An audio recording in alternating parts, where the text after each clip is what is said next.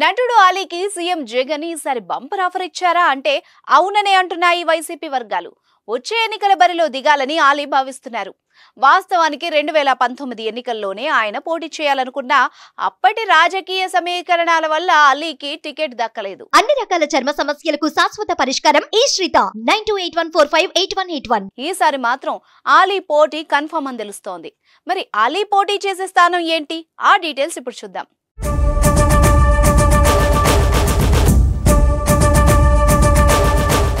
2019లో సరిగ్గా ఎన్నికల ముందు అలీ వైసీపీలో చేరడంతో జగన్ టికెట్ కేటాయించలేకపోయారు.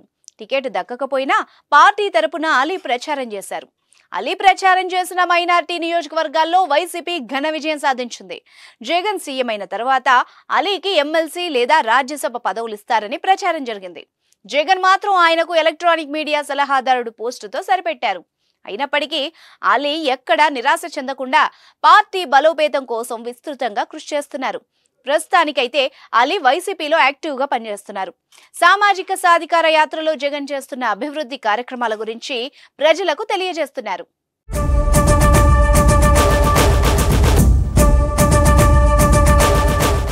ఎన్నికల్లో పోటీపై సినీ నటుడు అలీ రియాక్ట్ అయ్యారు. రాజమండ్రిలో నిర్వహించిన క్రికెట్ టోర్నమెంట్ ప్రారంభోత్సవంలో ఎంపీ మార్గాని భరత్ తో కలిసి అలీ పాల్గొన్నారు.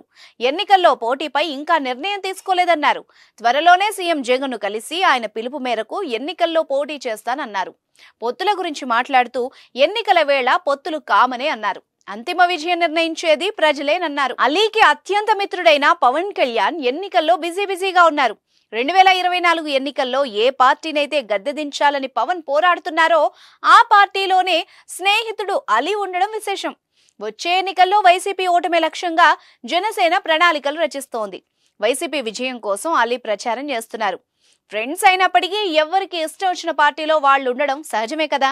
ఎన్నికల విషయానికి వచ్చేసరికి ముస్లింలు ఎక్కువగా ఉండే నియోజకవర్గాల్లో అలీని బరిలోకి దింపితే ఫలితం ఉంటుందని జగన్ భావిస్తున్నారని తెలుస్తోంది. కర్నూలుతో పాటు నంద్యాల పార్లమెంట్ స్థానాల పరిధిలో ముస్లిం ఓటర్లు అధిక సంఖ్యలో ఉంటారు. ఆ రెండింటిలో ఒక చోట పోటీ చేస్తే అలీ తప్పకుండా విజయం సాధిస్తారన్న అంచనాకు అధికార పార్టీ వచ్చినట్టు సమాచారం. మరోవైపు అలీ సొంతూరైన రాజమండ్రి గాని గుంటూరు నుంచి గాని పోటీ చేస్తారా అనే ప్రచారం కూడా జరుగుతోంది. మరి అధిష్టానం ఎక్కడ కేటాయిస్తే అక్కడ నుంచి పోటీ చేస్తానని అలీ అంటున్నాడు. అన్నీ అనుకున్నట్టు జరిగితే వచ్చే ఎన్నికల్లో అలీ ఎంపీగా పోటీ చేయడం ఖాయంగా కనిపిస్తోంది.